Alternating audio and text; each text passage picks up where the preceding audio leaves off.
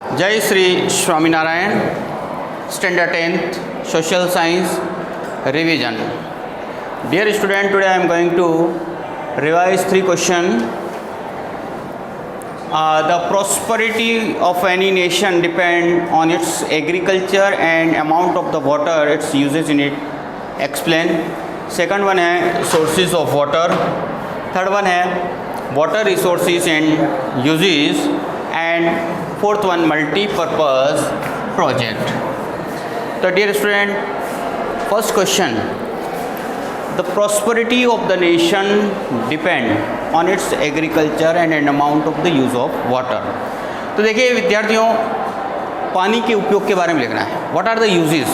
क्योंकि किसी कंट्री की प्रॉस्पेरिटी क्या है, उसके एनी ऑफ द रिसोर्स है ना, development of any of the resource, not only water है ना. हमारे हर चैप्टर के अंदर क्वेश्चन है, इन एवरी चैप्टर है ना. लगभग ज्योग्राफी के हर चैप्टर में फर्स्ट चैप्टर था हमारा सोइल से रिलेटेड था है ना, प्रॉस्पेरिटी ऑफ एनी नेशन. फिर सेकंड वन एग्रीकल्चर के चैप्टर में था, फॉरेस्ट और वाइल्ड लाइफ के वे में क्वेश्चन था, मिनरल्स वाले में भी था, ठीक है, इंडस्ट्री वाले में भी है. तो यहाँ मीनिंग इज सेम सब में कि डेवलपमेंट किसके ऊपर डिपेंड करेगा. तो देखिए यहाँ if we have a more agriculture product, अब question is what, simply we can write in own words, हमारे खुद के शब्दों में हम लिख सकते हैं. कैसे लिख सकते हैं कि प्रॉस्पेरिटी किससे बढ़ेगी, if there is increasing agriculture product. Agriculture के प्रोडक्ट अगर बढ़ेंगे है ना, तो इंडिया जैसा कंट्री तो क्या है 60, यहाँ के 58% 60% people are depend on agriculture है ना. अप्रोक्सीमेटली 60% लोग तो केवल एग्रीकल्चर के ऊपर डिपेंड है. अगर यहाँ प्रॉस्पेरिटी बढ़ेगी तो definite the prosperity of country increase. किसकी प्रॉस्पेरिटी बढ़ेगी, कंट्री की बढ़ेगी ना. आपके घर में प्रोडक्शन बढ़ा, मान लो आप किसान हैं, आपके घर में प्रोडक्शन बढ़ा, अभी मान लो आपका 100 kg हो रहा था लास्ट ईयर, इस साल 200 हो गया, तो यहाँ आपकी 100 तो एक्स्ट्रा हुआ ना. तो ये एक्स्ट्रा क्या करेगा, या तो आप अपने कंजम्पशन के लिए लोगे तो आपको you have to not buy from to the market, you will get money है ना. फिर इसके अंदर अगर प्रोग्रेस होगी तो टोटली लेबर्स को भी होगा, हमारे कंट्री को भी बेनिफिट होगा, हम एक्सपोर्ट कर पाएंगे. अब ये किसके ऊपर डिपेंड करेगा, देखिए amount of the water its usages in it, ठीक है. प्रोडक्शन कैसे बढ़ेगा एग्रीकल्चर के अंदर, कि हम हमारे यहाँ वाटर जो है, एज वी एवरीवन नो, पानी की क्या है, अगर हम लोग सही यूज़ कर पाएंगे है ना, कई टनों जो पानी है, पानी क्या होगा, बह करके समुद्र में चला जाता है. अगर हम लोग बाई कंस्ट्रक्शन छोटे मोटे जो भी डैम्स वगैरह कंस्ट्रक्ट करके इसका उपयोग करते हैं तो हम हमारे यहाँ प्रॉस्पेरिटी को बढ़ा सकते हैं. तो क्वेश्चन आपको वापस से समझ लेना, तो प्रॉस्पेरिटी ऑफ नेशन, कोई भी कंट्री रिच कैसे बनेगा, तो डिपेंड ऑन इट्स एग्रीकल्चर, उसके एग्रीकल्चर के ऊपर डिपेंड, क्योंकि हमारी बेसिक नीड है, विदाउट इट है ना हम लोग जीवन ही नहीं सकते हैं. तो अब एग्रीकल्चर कैसे उपयोगी है, देखिए उपयोगी के बारे में हम लोग और बात करें तो हमने एग्रीकल्चर के चैप्टर में भी डिस्कस किया था.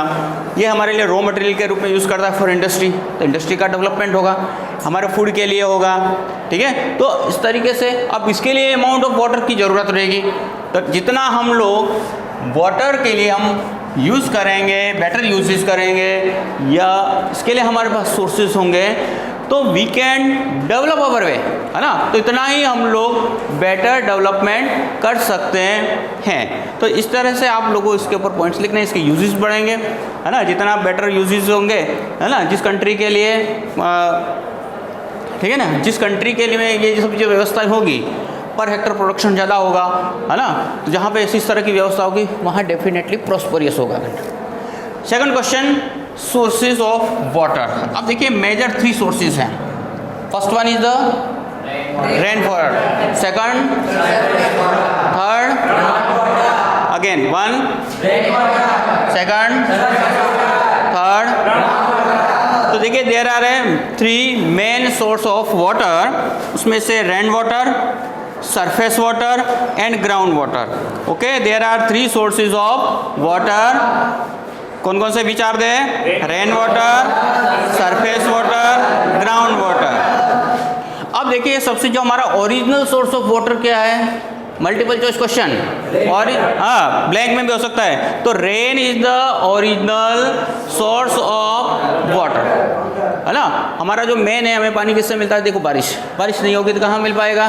तो ओरिजिनल सोर्स ऑफ वाटर है वो हमारा क्या है? रेन है, ठीक है। देन आफ्टर देखिए, इसके अतिरिक्त देखिए river, lake, stream etcetera secondary source, ठीक है। गोवर्धन ध्यान में आ रहा है? सेकेंडरी सोर्स क्या है? Which are the secondary source?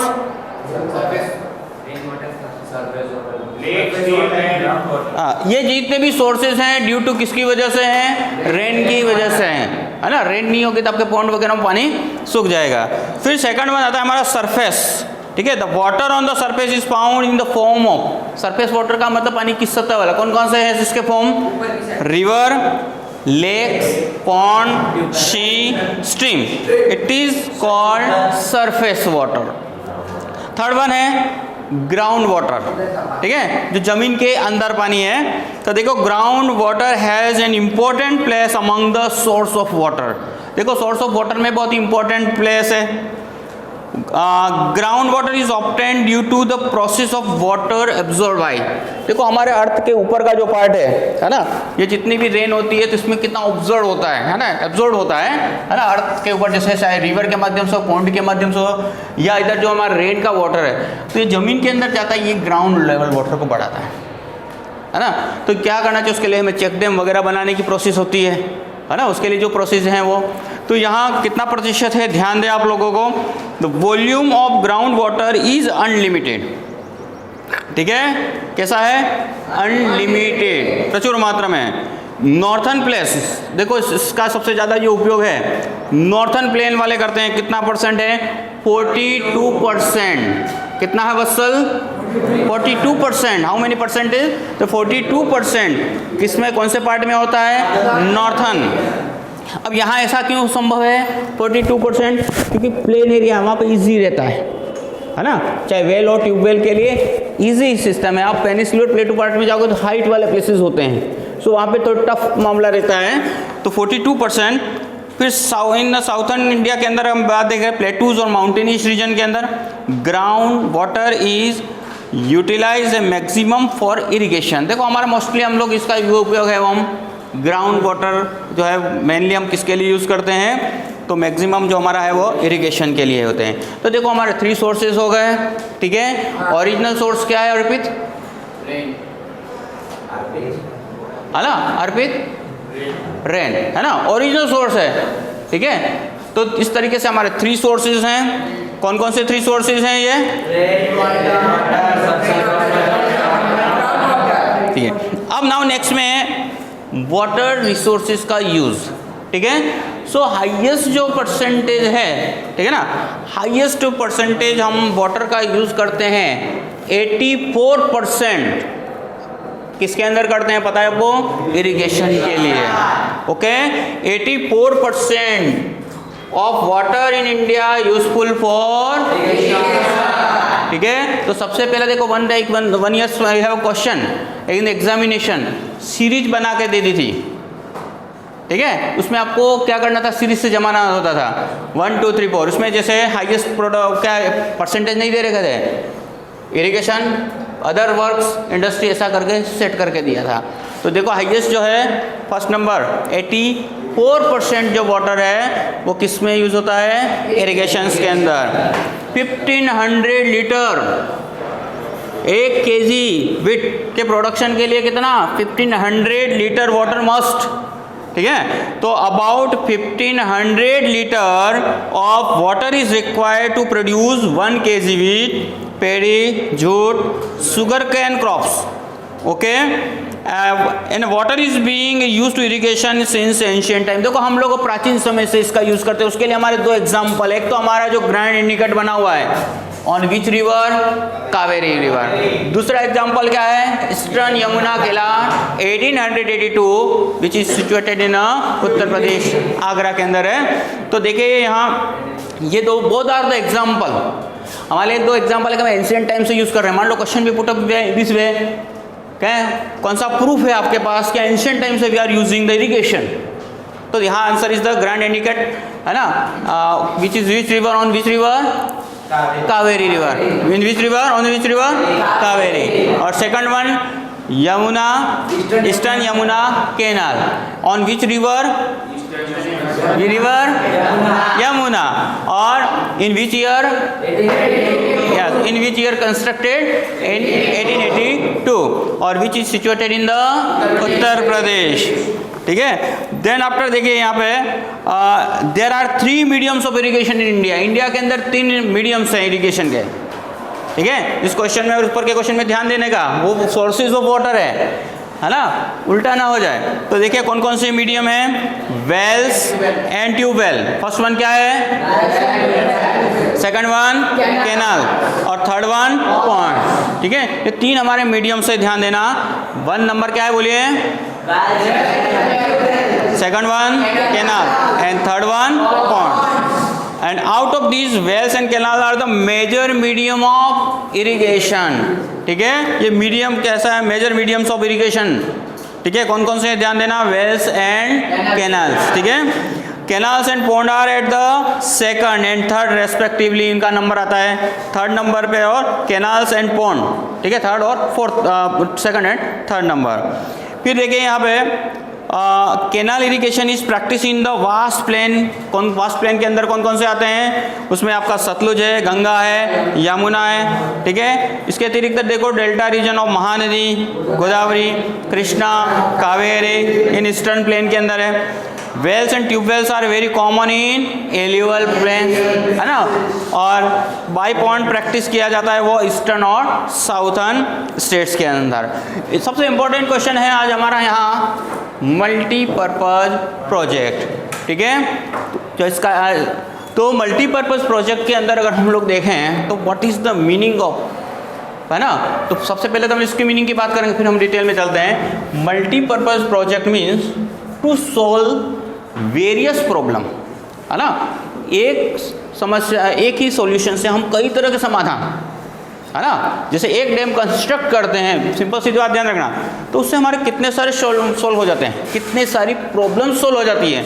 तो देखो कौन कौन सी प्रॉब्लम्स हैं. तो सबसे पहला देखो इसमें to solve the various problem associated with the river valley. किससे जुड़े हुए हैं? रिवर वैली के साथ में. कौन कौन सी प्रॉब्लम इंक्लूडेड है इसके अंदर जो सोल्व होती है? फ्लड कंट्रोल, है ना. फ्लड की प्रॉब्लम से उसको कंट्रोल करने के लिए यूज होता है. सेकंड वन है क्या? Very good. तो प्रिवेंशन ऑफ सॉइल एरोजन. देखो सॉइल एरोजन के क्वेश्चन में भी आप you can write here construct dam, उल्टा कर देने का है. फिर इसके बाद में water for drinking and irrigation. ठीक है. ड्रिंकिंग, पानी पीने के लिए हमारी सुविधाएं हो जाती हैं, और इसके साथ साथ इरिगेशन, सिंचाई की सुविधाओं के लिए. फिर वाटर प्रोवाइडेड टू सेटलमेंट्स, नए नए जो सेटलमेंट्स होते हैं उनके लिए. फिर इसके बाद में जनरेशन ऑफ इलेक्ट्रिसिटी. ठीक है. ऐसे मल्टीपर्पज़ प्रोजेक्ट के 2 ही मेन मेजर शुरुआत में क्या था? 2 ही मेन पर्पज थे. तो इलेक्ट्रिसिटी का जनरेट करना और कैनाल्स. ठीक है. लेकिन एक से बहुत सारे हमारे उपयोग बढ़ते गए. फिर देन आफ्टर इंटरनल ट्रांसपोर्टेशन. ठीक है. तो देखिए हमारे कंट्रीज़ के अंदर many huge and small river, छोटी मोटी कई नदियाँ क्या होती हैं पता है? फ्लो हो जाती हैं, बह करके चली जाती है. उनका पानी क्या होता है? समुद्र में चला जाता है, उनका उपयोग नहीं होता है. And water transportation is reach in India. लेकिन हमारे कंट्री में ट्रांसपोर्टेशन कैसा है? बहुत रीच है, मतलब बहुत सारे हमारे रिवर्स हैं. दिस इज़ बिकॉज, और ये सब किसकी वजह से है पता है? हमारे यहाँ की फिजियोग्राफी की वजह से, है ना. Due to physiographic condition. And हमारे यहाँ multi various purposes can fulfil. ठीक है. हमारे कई तरह के हम पर्पज़ को क्या कर सकते हैं? फुलफिल कर सकते हैं. और इसके लिए हमने कई रिवर्स पे प्लान करके बड़े बड़े डैम कंस्ट्रक्ट किए हैं. ठीक है ना. तो देखिए यहाँ multipurpose projects are plan on many rivers. ठीक है. मैनी रिवर्स, कई रिवर्स के ऊपर आप लोगों ने बड़े छोटे मोटे कई प्रोजेक्ट बनाए हैं. अब उसमें से देखिए सबसे पहले इस क्वेश्चन को वापस से ध्यान रखना. A multipurpose project means to solve various problems associated with the river valley. It's included flood control, prevention of soil erosion, water for drinking and irrigation, industries, water provided to settlement, generation of electricity, internal water transportation, entertainment, and wildlife protection and development of fishery industry. These all are the main purpose of multi-purpose project. So dear student, please prepare these 4 questions. Tomorrow I will ask you. Jai Shri Swaminarayan.